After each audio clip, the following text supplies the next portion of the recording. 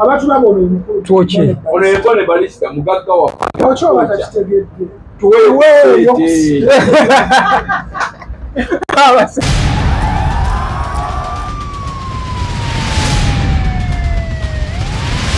mulete one Because Coffe genda saba amazzi aje tuoche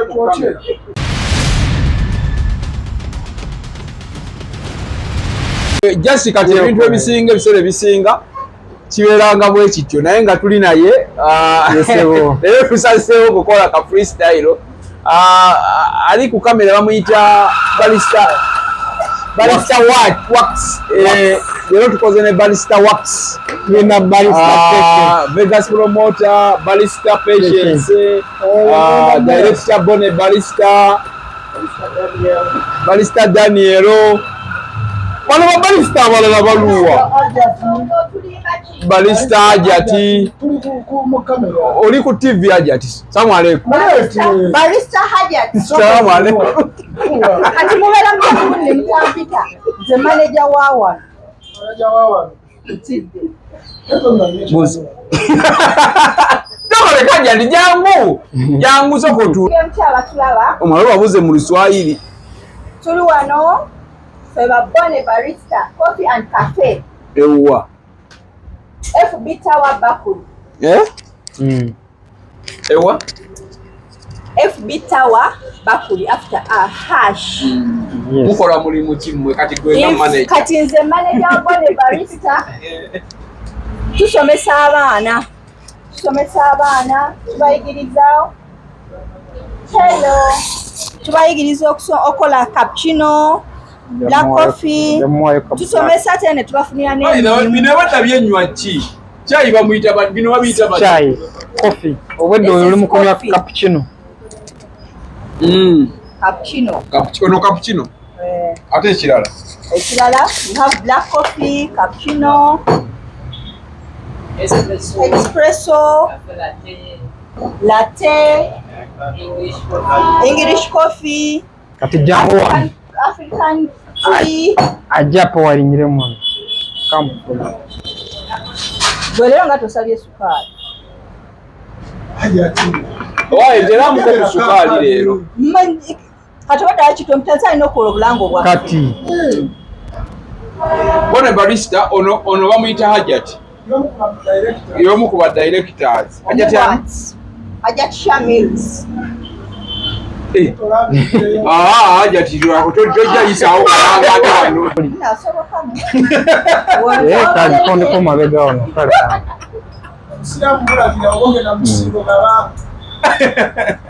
baddeko nina guest wali mabega pati okay soko oyogere obuuze ku bannayuganda oyogere ku biki byokola sebo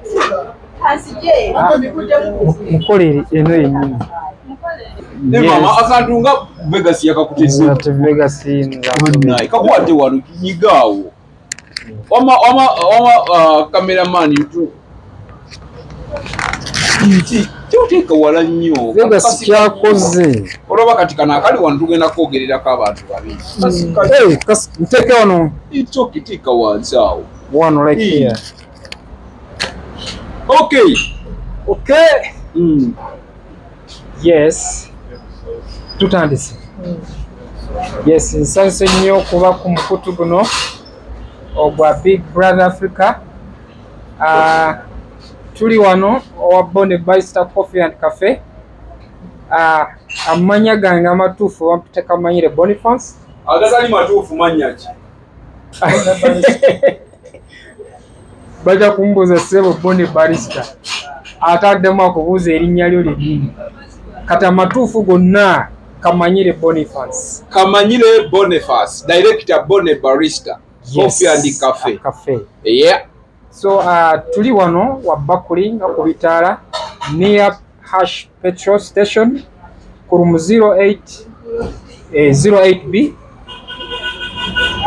tuyigiriza baristas tutendeka bintu bingi ebya coffee tupackaginga ate bwe tuyigiriza aba student tubayigiriza bingi from farm to cup tuyigiriza ki from crop to cup kuva mu ndimiro mpaka ku kikopo kuva mu ndimiro mpaka ku kikopo. Okuva mu nnimiro mpaka ku kikopo kya Coffe kye tutegeeza.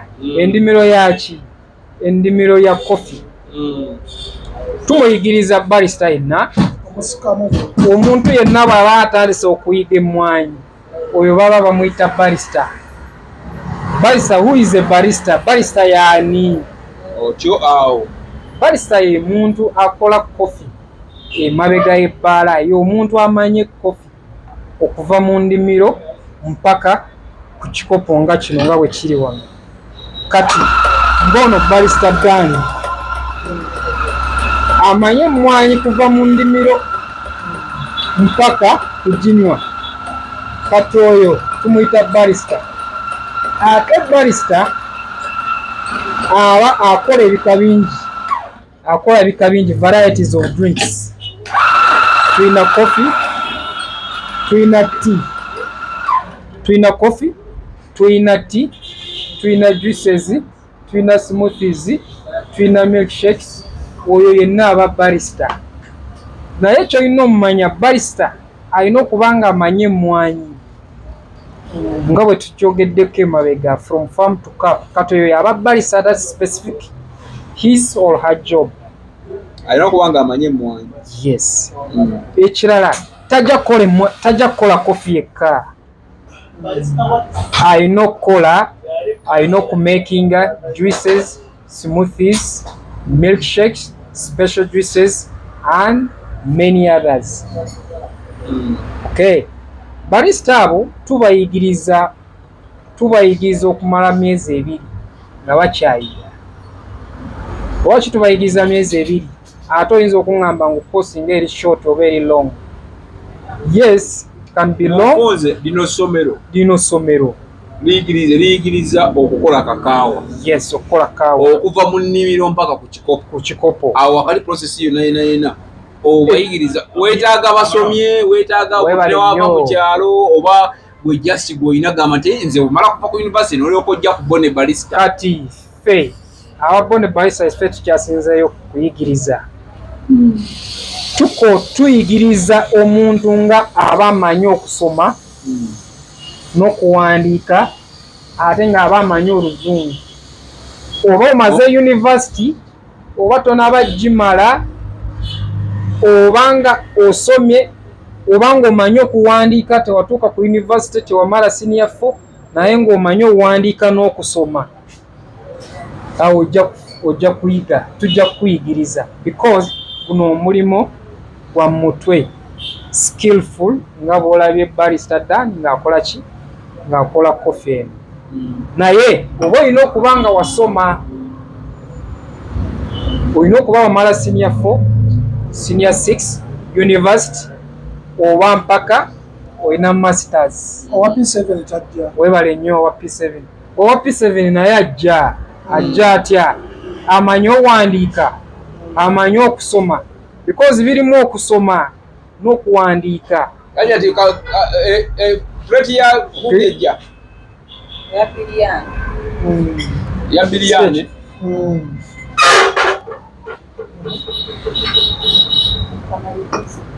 Okay.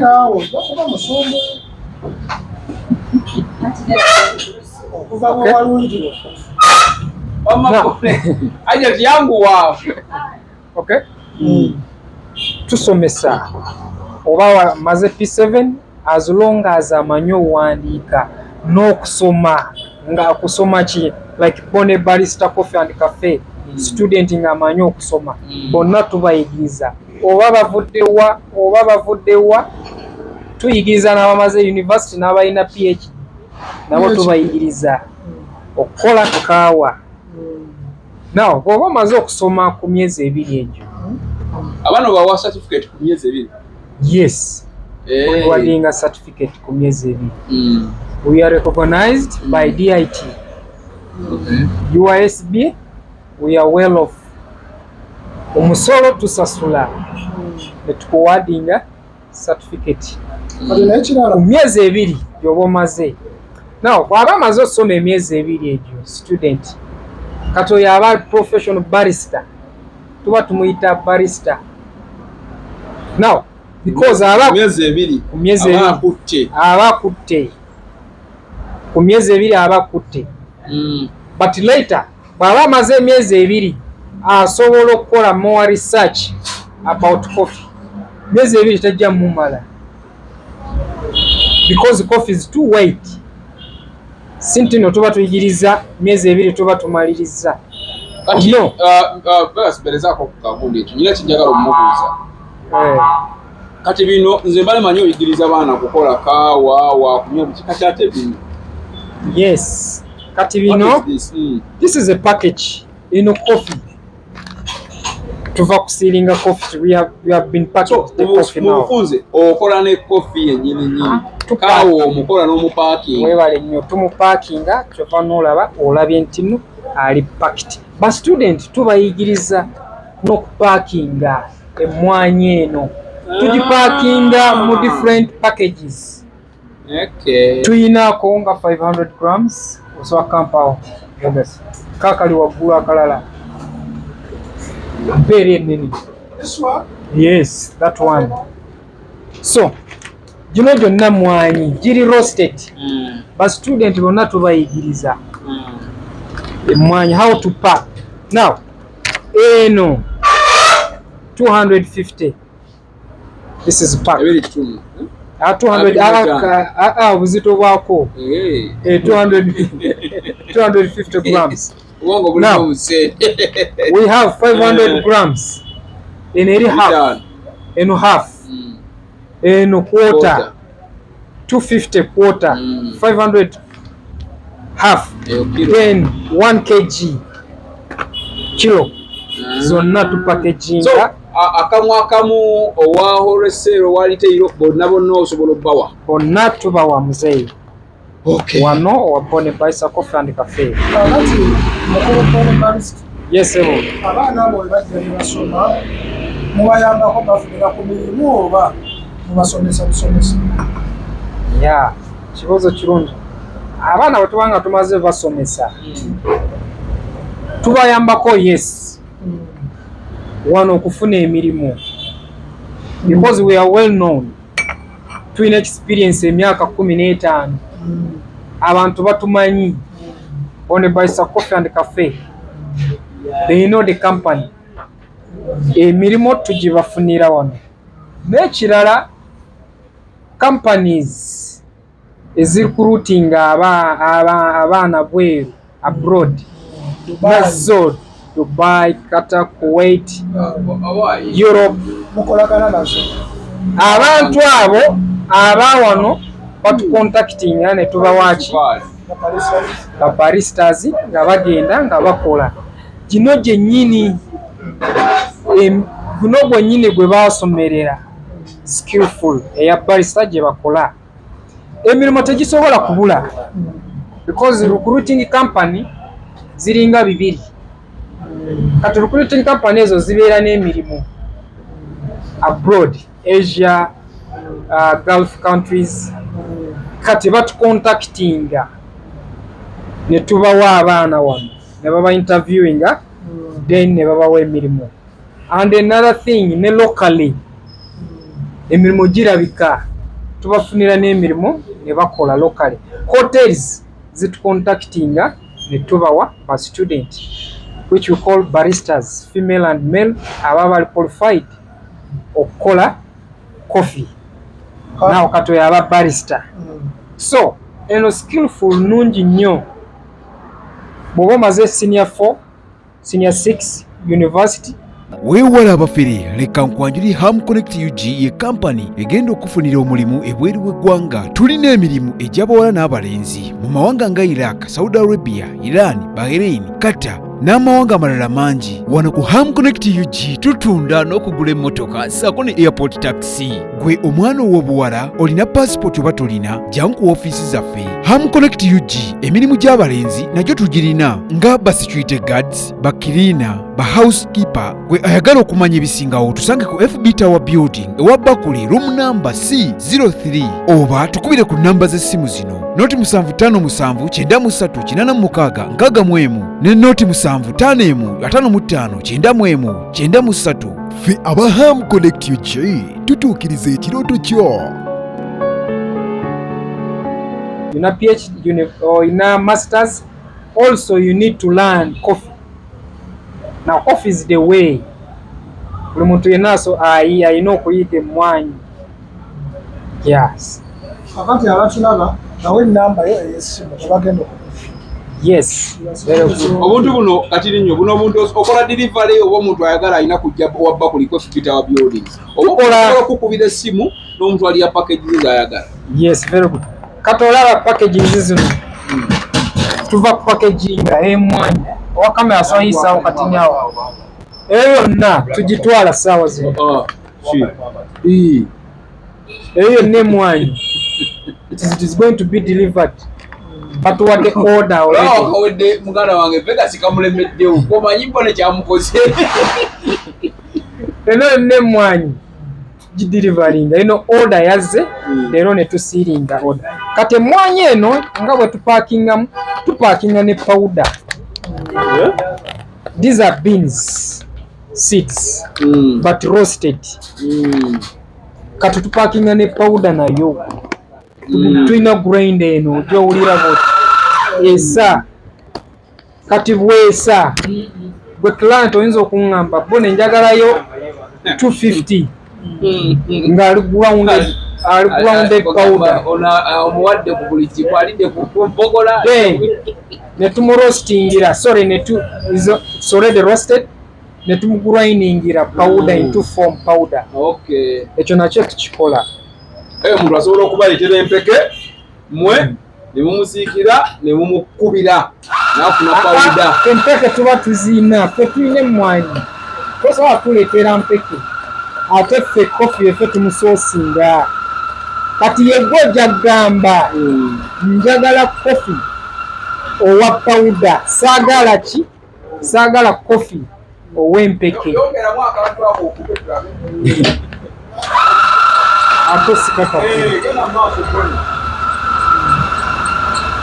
Okay?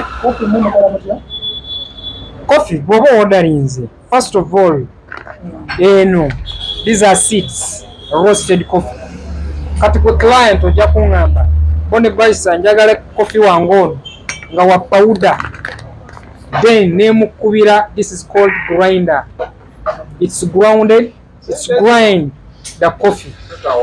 Then netufuna grind size gy'oyagala netugikuwa netukupackagingira bwekito bwe kiri. Omuntu ng'aliyo mu kyalo katugambe Masaka. Ali Masaka ng'alina emmwanyi ze bulungi nga yazirima ne zengera bulungi. Mulina engeri gy'osobola okukonekitingamuko naye bamwe muli bamwanyi. Webale nnyo. Kati ffe nga bwe nagambye twasoma emmwanyi kuva mu ndimiro mpaka mu kuginywa. Kati omuntu oyo tumucontactinga because we have to be with a farmer. Oyo muntu is a farmer or she's a farmer. Tugendayo ewali endimiro ayinza okuba alina 5 hectares of coffee. Ne tugamba muzeeyi Coffe ono tumwagala ffe aba Bonny Barista. Then ne tulaba sente ze tugenda muwa, then tusobola kumufuna ng'akyali mu ndimiro oba ye asobola mutuleetera ne tumugula, oba tusobola mugulira mu ndimiro then ffe ne tumuleeta ne tumutwala ku factory ne tumususula. Bwe tumugula bwe tuti mu ndimiro tujja mwanika. Kati tuyina emmwanyi, it has 3 processes of how to make, the methods of how to make coffee. Process from the farm. Tusobola gwanika. Tusobola okumwanika. Webale nnyo. Tusobola gwanika omwanyi guno. Harvest. Make sure you have to ripe the red ripened cherries. Is red.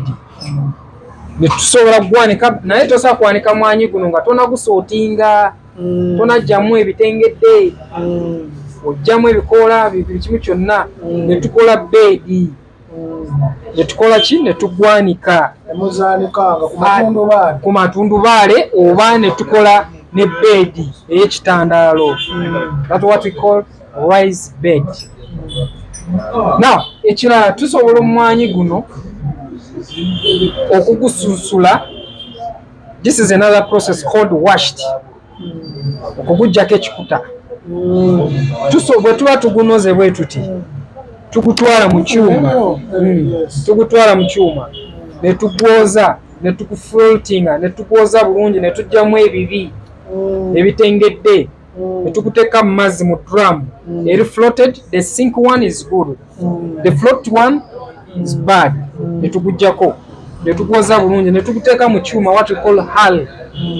It's called the pulping. Ne tugujjako ekikuta. Bwe tumala kugujjako ekikuta ne tukufamentinga. Fermentation. Naku meka ziyinza okuba nnaku 7 oba nnaku 5. That is what we call double African wash. Okay? Era njagala mbabulire gwegala Maaso ne microphone ya double ina yiyo. Bwe tumala, that's what called double African wash.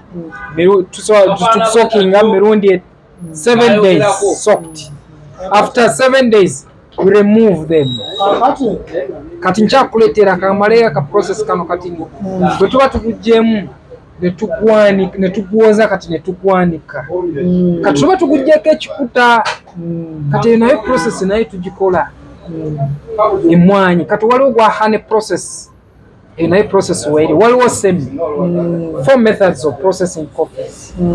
There is a washed, there is a dry processing, semi and honey.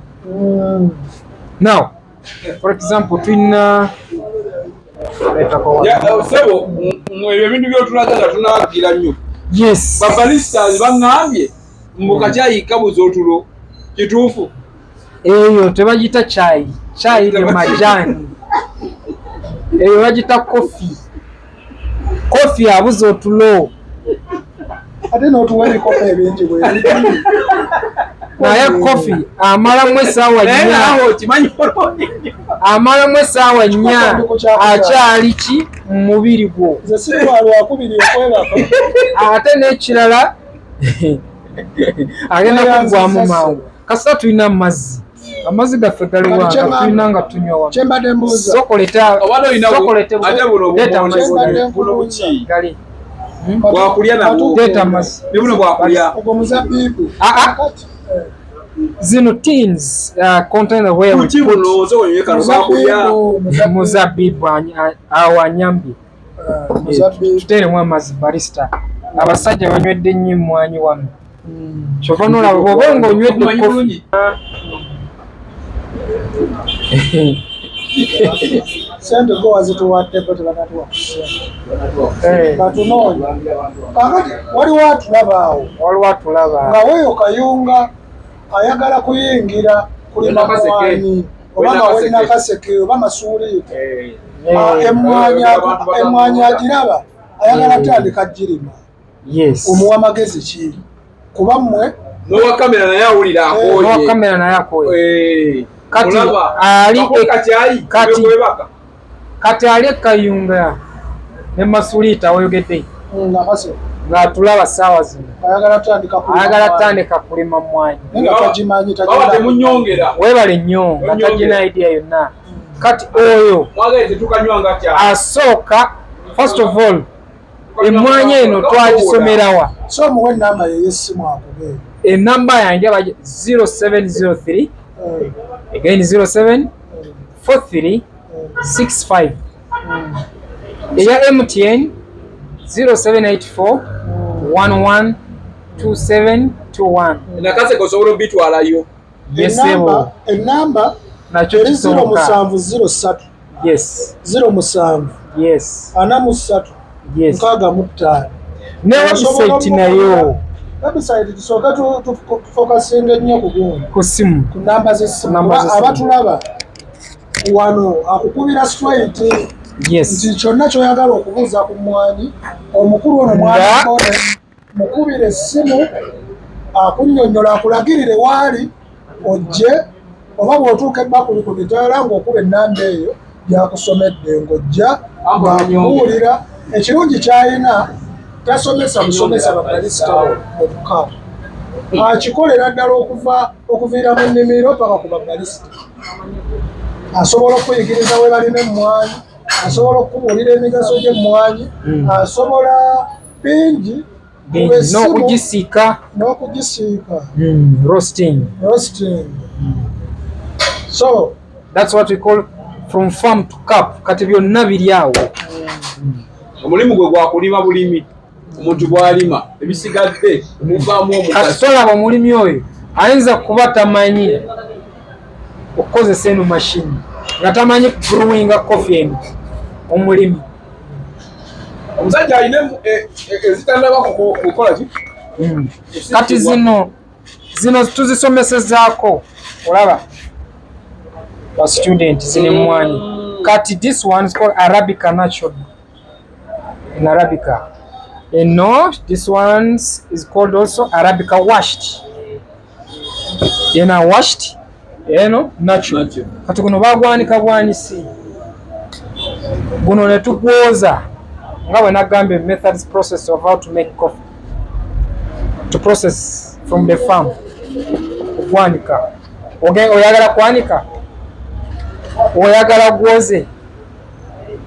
Kati guno gwoze tegufaanagana. No, tegusooka olabe bulungi.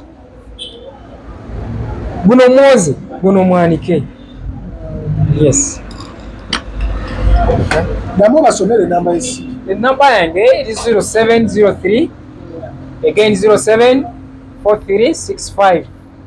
Ndala MTN 0784 112721. Okay. Social media platforms zibagambe ku TikTok. Social media platforms zange nkozesa Bonny Barista Coffee and Cafe. Bonny ku TikTok waliwo kamanyire Bonny. Sorry, that is Instagram. Ya ne Bonny Barista wali. Kati soko bawe ku TikTok omaina ku TikTok yekutte.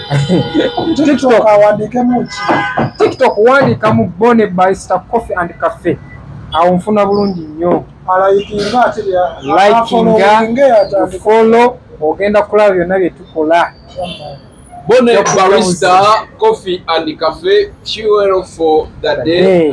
Njagala okukwebaza gwe atulaba. Jusiro kubanga ate gy'oli bannaffe abatugoberera okuva mu diaspora mwebale nnyo mwebalire ddala. Of course ndi ne Bonny director owa Bonny Barista Coffee and Cafe.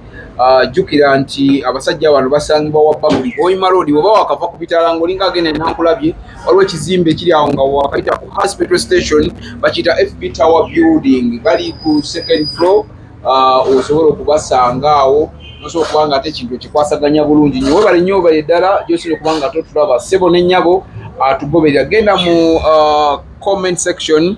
Of course, genda otwengagingemu olekewo obubaka bwo bw'obanga olina by'oyagala okwebuuzaako n'okumanya. Asomesa mu myezi 2 osobola okubanga omaze okufuna certificate. N'akuwa certificate n'ogenda ne weetandikirawo omirimu. Ennaku zino ebintu byayonooneka. Gwe kennyini nnyini olina okwetandikirawo omulimu ne weeyiiya. So bannyinaze abali ne baganda bange tomala P7, tomala senior 4, tomala senior 6. N'otuula ng'omulimu gugaanyi jangu ku Bonny Barista Coffee and Cafe oyige engeri gy'oyinza okwetetenkanyaamu n'okola gwe ne weetandikirawo ka business ko ng'ofuna ssente oyimirirewo. Uganda yatabuka ennaku zino naawe olina kugitabukira n'ogwa bugwiddalu. Omanyi kati kusinziira ku bakulembeze abatutwala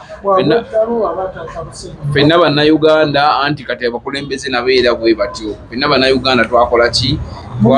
Twatabuka dda mujje Bonny atutaase tubeeko ne kye twekolera. Omuntu wabulwa awake omutwalo gumu ne gutabuka nakuba abaana nakuba omukyala omutwalo gumu nga gwabuze okitegedde. So webale nnyo webalire ddala subscribinga likinga go in the comment section leave a comment kijja kuba kitukolera nnyo naye nga tewerabira bw'oba olina omwana nga muto mutwale ku Shihan Standard Day and Boarding Primary School abasangibwa Rubaga mu Lwa Zone bali opposite oba okulinaana wa Haji Elias Lukwago kumpi ne 24/7 motel.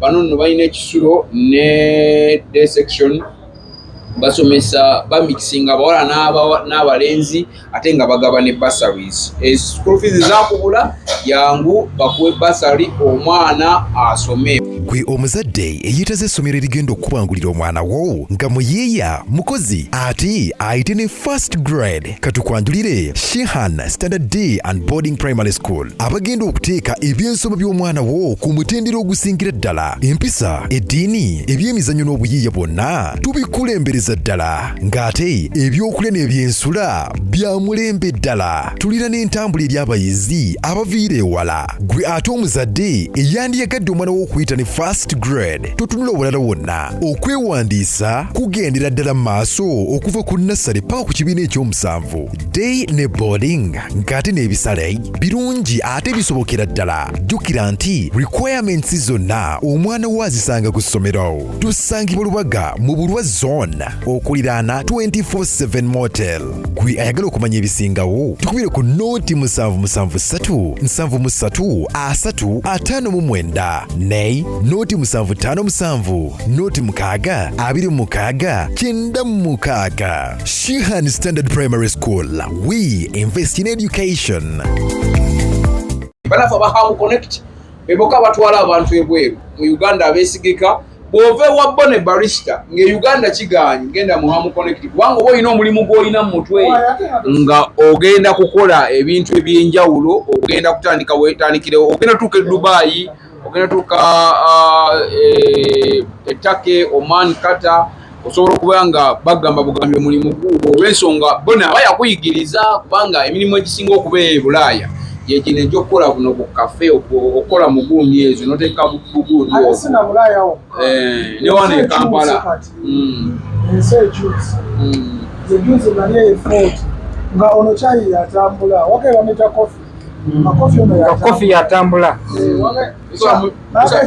chai naye walise bamusobola muyita yuko linnya ddala kubanga ebyachayi byatukwata kati ffe tudiringa nnyo ne Coffe kati chai oyo naye tumukola nga bwe twagambye wali barista takola kimu because byonna alina obikola ali mabega yaki yeno machine espresso machine kati chai tetumulimu nnyo tuli mu Coffe is a way to go. Yes. Kale sibula abatulaba basibule demusome namba esimu yo tubate yate kati munange era nogamba era mwe abawoza abagamba simanyi olaba fa abasajja bannuku obereyo ngoli wa NRM ja zenja kukukunya kati nze ndi wawa yakutumbula kubanga olaba ono Bonny wa Bonny barista nze ndi wa Bonny barista kibiina kye eky'ebyobufuzi nze kyekyo kibiina kyange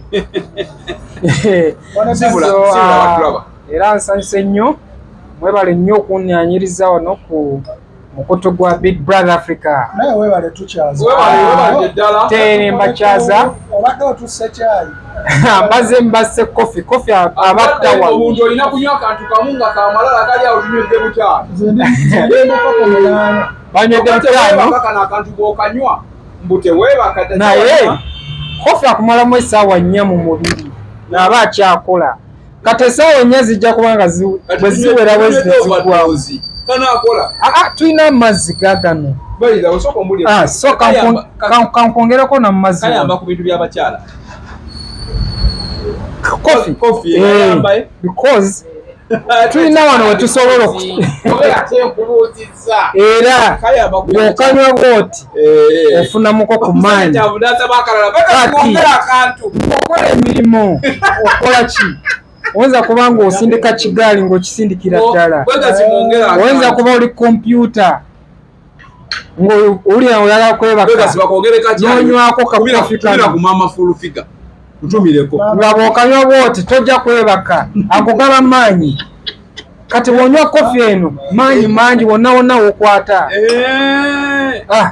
gaba geeyongera so ate ke munywedde nnyo mata munywedde nnyo amata tunywedde kali akatushinga ennyo munywedde ng'ali black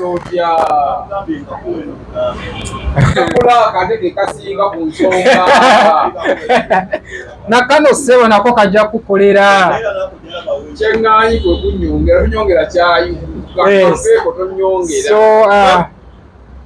era nsanyuse nnyo manya gange as a director kamanyire Boniface naye ndi mufumbo sebo naye bampita Bonny Barrister yeyo, that is the common name.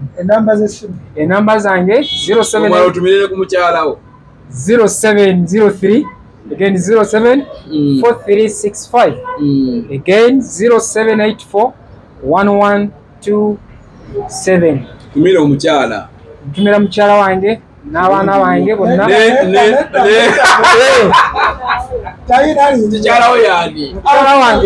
Mukyala wange sebo bamuyita editor. Tugainayo. Toyina mulala. Musajja ayinamu omufirika ayina kuba n'abakyala babiri. Musajja ate mufumba abeerayo ate n'omukyala mulala atya. So oyo mukyala gwe nakuba empeta muzeeyi. Mukyala editor. Yes. Mukyala editor tukutumidde nnyo. Kukuuma mukulu ono. N'abaana bange bonna mbatumidde. Abaana nabo Yes sebo tulina abaana mbagala nnyo. N'ababalisa nabo bajja. Abaana batumireko. Bajja nabo mbatumidde. N'ababalista ba student bange candidates. Yes. Bonna mbatumidde n'abali bweru n'abali loko. Omwami ono yani? Oyo barrister is called Barrister Daniel. Barrister Daniel webalanyo bagidde ttima lyoyina muli obadde okitegedde nti akakantu omuntu bw'omugogo bubiri obw'omususiza n'ekirala atuwadde butaani. Barrister Pesh. Waliwo ne Barrister Peace. Waliwo Barrister Peace. Waliwo omulala Barrister so ntumira bonna aba barristers abali mu mwanyi. Babalista batuluze muko ku kamera. Bawemuko. Jango bawemuko.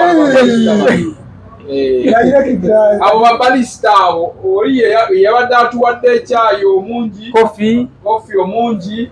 Munsonyiwe ni musajja we nakaseke. Oli ewange. Ono aluoli. Tetumuyina obuzibu. Gutwala kyayi ogwe bakututte. Otegedde. Sijja kwegabira. Ntumira kati ekamalize na kano. No, chano yiyo. Uliriza. Chano yiyo sobola n'okumala enkeera. Lwaki tokoze buti? Kuba okutumira bangi. Ntumira buli omu yenna ali mu industry ya coffee. Barrister, roasters, farmers. Tumidde n'abali mu industry yo. Tetulina fitina. Oli munyankolo. Tetulina fitina abaawa. Tetulina fitina. Bonna mbatumira tuli mu industry emu. Bonny Barrister Coffe bamanyi. Olumwami nga baladuka kamera. So kyensembyayo onjo kyayo ntumira enoli ku TV abalista bange abali bweru abali mukola naye ba barristers almost 200 barristers in abroad. They're working the real job. Omukulu n'asobola kujja n'atwejeyo mu Luganda olwangu. Otegedde? Ate olowooza nga Vegas wa airtime. Omukulu agambye nti sibugagga oba ogudde nnyo. Oba ayagala tuweera ebintu bye baakoze mu musimu no. Agenda tuwa kamera. Jako kamera. Tusoke tumalirize. Bonny Barrister. Ate n'ekirala Rage omuyimbi w'embalalo w'omunyankole alina concert ennaku z'omwezi nga 10 ali ku cricket of Rage. Yabayise mwena abali mu Central. Mwena abali abali mu Western abali mu Central wano mu Eastern. Tujja twalayo Coffe. Ogende oteekewo Coffe mani. Weigi tunonye muzeeyi tunonye weeyo. Sinategera bulungi promoter ali mu Kivulu kino. Nobati waffe. Kati Nobati omanyi bulungi. Bwetyo omusajja oyo alina okujja ku Bonny Barrister. Bonny Barrister asponsoringe omuleka ateekemu Coffe. Wanga weeyo ngulu. Ate omanyi bulungi Byonna bye bimu bonna era batwalayo ngulu neeyo. Byonna bye bimu. Kati weeyigise bwe tugenda kusponsoringa oba kiki tetubimanyi ffe tuli ku regi ebyo bibyo totunyumiza ebyo bibyo nobati waali ne regi nno muyimbi mulungi lwakuba ali underrated ekigambo kyonse ngenda kuwana tivi yonna gye naabeerako omugagga gwe nasange wa Bonny Balista ogera bwogezi so kaakati so sibula batulaba mbasibudde era nasibula director musajja mugagga tomalaga musibu atwokyeyo mu kamera tomalaga musibu sibula abatulaba kagala kwonooneka ono omusajja mugagga ekyalo eigi uliriza ekyalo ngenda kumusitula ajje wano Bonny Balista kubanga oli musajja w'embalala ate tuli mu Kampala muno okolagana n'abasajja baba kwe tuli bakoddomi naye obawala bakutabula uliriza kwe tuli bakoddomi bo omukolera bakoddomi bo ngenda leeta lwejju wano naye atumanyi nti mukoddomi waffe olina okgenda cricket ogo omubeerewo nga 10 May singa 10 May muleete wano ajje abatulaba twokye Bonny Balista mugagga waffe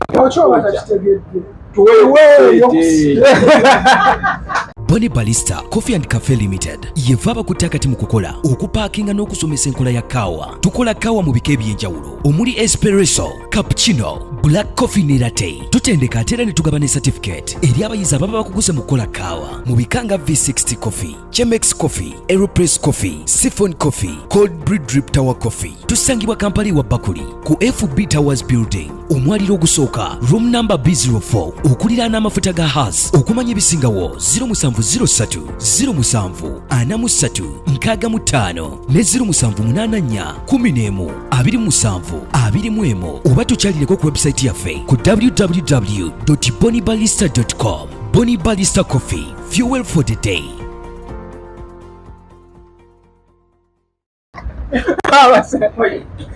mukamera esinga ekulaba era ngenda boocha tofaayo bazirimeka tofaayo perukolera sente ennyingi kubanga twagala nsi eri ensuubize ko tumanyi sente sebo sente ziri ku kaadi zizino ze batambula nazo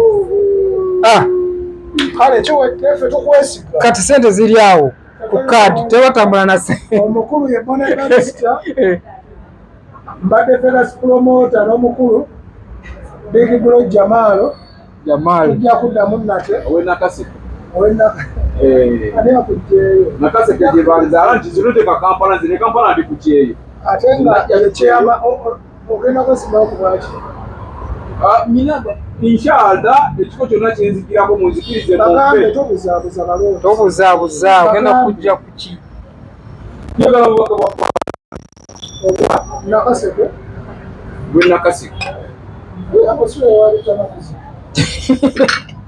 otobola twogera ku bantu be twayogeddeko waliwo omusajja bamuyita Kawubini Kayanja badde ndaba akantu ke wakalabyeko Kawubini Kayanja yayogedde abantu Beti Nambooze, Luttamaguzi, Sekona, yayogedde abantu abawerako awo naye ng'ensonga ze zaawa sitera nnyo okuwuliriza Kawubini Kayanja naye ensonga ze yabadde awo nti mugamba Museveni aveeko naye mugaanidde mu bifo anti bakola Museveni yotakola Museveni takola wayogezeeko ekirugu Mwami Museveni uliriza kati ngenda kwawukanako naawe Mwami Museveni nzikiriza bulungi nti waliwo adindako otya obeera mu kamera nga twogera ku byobufuzi ebyobufuzi bikukwatako kuba noono Coffe omusolo gwosasula mugwo twogera ku Kyagulanyi ne Museveni ng'odduka oyagala kudduka byabufuzi eno nsi yo oyagala tubyogere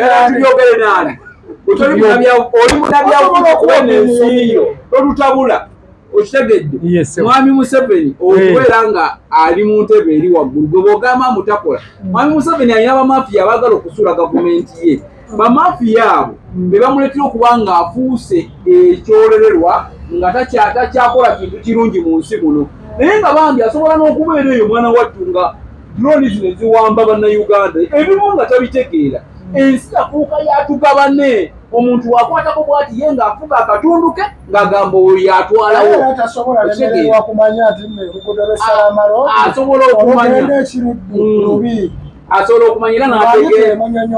okumanyira n'ategeera kati ate abamuli okumpi awo ne bamubuzaabuza kubamanya bangi nnyo bamafia state abali mu nsi muno mu Uganda abeegabanyizaako ensi yaabwe kubanga ekituufu kiri nti Uganda baagifuula y'abantu abatategeera otegedde bulungi kati olwaliro bw'okeera ku makya n'oŋŋamba nti nno mwami Museveni of course tukimanyi bulungi nnyo nti President Museveni yalina okulikomeninga buli kimu nze nga bwekera ku makya nembeera ku TV ne mbagamba ekituufu kiri nti Jenoside Nakaseke yeerabirayo kubanga yabeera oli muganda waffe taata waffe Jenoside Musali naye oluguudo lw'obulenzi mpaka Kapeeka lufu enguudo zonna zonna zetulina nfunze amugamba oba abali mu nteekateeka mukadde wange kati omukulu ono ali kumpi n'abagambi bali mu nteekateeka ekyo kyokimanyi kubanga ntyogeredde ebbanga lyonna batukolera enguudo ezo era tukolera Nakaseke yekka basobola mukole kuba balwanirayo emyaka ana ogenda kwesimbawo Nakaseke gugenda okola oluguudo lwe Nakaseke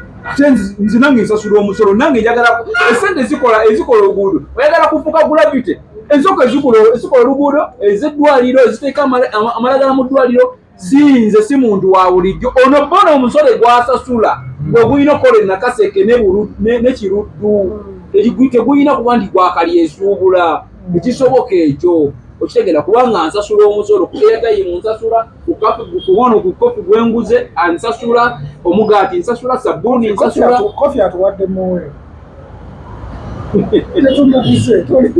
naye nga tolina otuwokyayo ekyokutuokyo olina otuwoki kyawedde oyo wa kigambo kyemumanyi kikyawedde anko n'omulabira mu kamera awo muzibu mukko